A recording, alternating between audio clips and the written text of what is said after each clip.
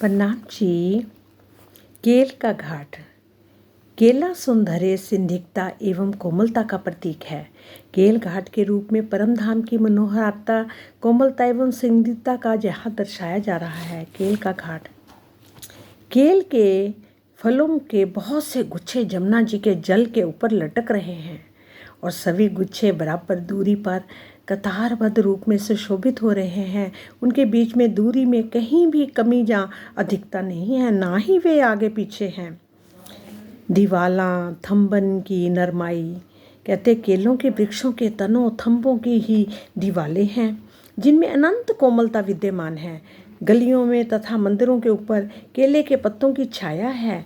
नीचे धरती पर अति उज्ज्वल रेती चमक रही है। केलों के तन थंबों के रूप में है। उनकी डालियों की मेहराबें दीवालों के रूप में दिखाई दे रही हैं। चार वृक्ष और उनके ऊपर बनी हुई मेहराबों के बीच की जगह का चौक या मंदिर कहा गया है।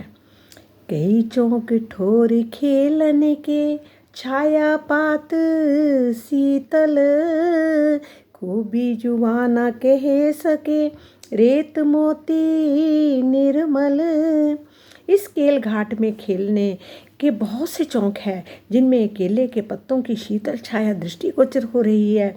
जमीन पर मोती के समान अति स्वच्छ रेत बिछी हुई है जिसकी रमणीयता का वर्णन ये जीवा नहीं कर सकती। सुंदर साथ जी, ब्रह्मरूप परम धाम में शीत उष्ण का विकार नहीं है, जहाँ पत्तों की शीतल छाया के अस्तित्व का तात्पर्य शोभा की दृष्टि से है, गर्मी के भय से नहीं है।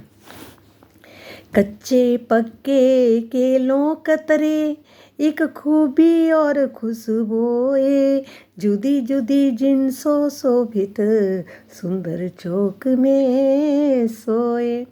केलों के कुछ गुच्छे तो कच्चे हैं और कुछ पके हुए भी हैं। एक तो ये सुंदर हैं, दूसरे इनमें सुगंध भी भरी हुई है। चौकों में अलग अलग जातियों के अति सुंदर सुंदर केले सुशोभित हो रहे हैं। इस संसार में भी केलों का अलग अलग जातियां होती हैं। आसाम, तमिलनाडु, महाराष्ट्र और उत्तर प्रदेश के केलों की में आकृति, गुण आदि के आधार पर अनेकों प्रकार की भिन्नता दिखाई देती है।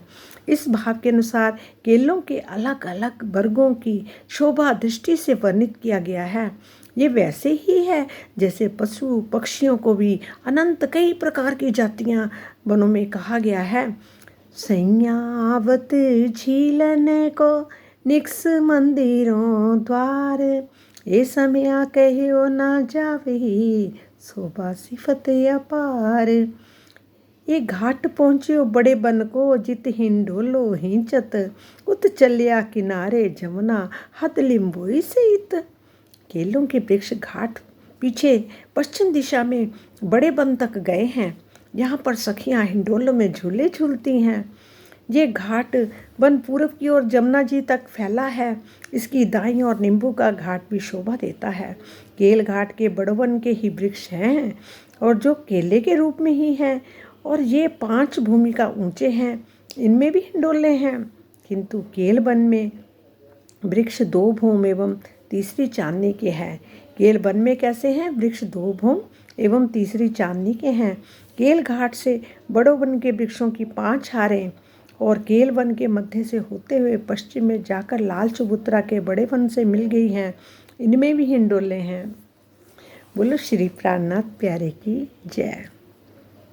कभी हम इनमें घूमते थे, मस्ती करते थे, आनंद की लीला होती थी, प्रेम और इश्क की लीला होती थी।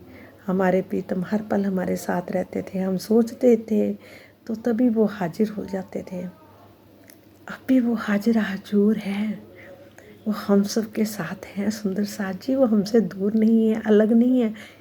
पिया जी ने बोला तो है कि मैं सब कुछ कर सकता हूँ पर एक काम नहीं कर सकता। क्या?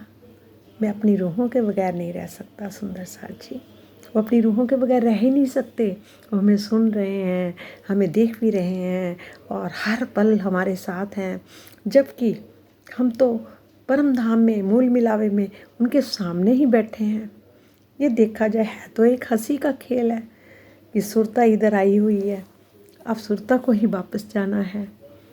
इस संसार की माया को पीछे करके आगे बढ़ना है ताकि हम सब सुंदर साथ एक साथ ही अपने मूल मिलावे में उठें। प्रणाम जी, प्रणाम।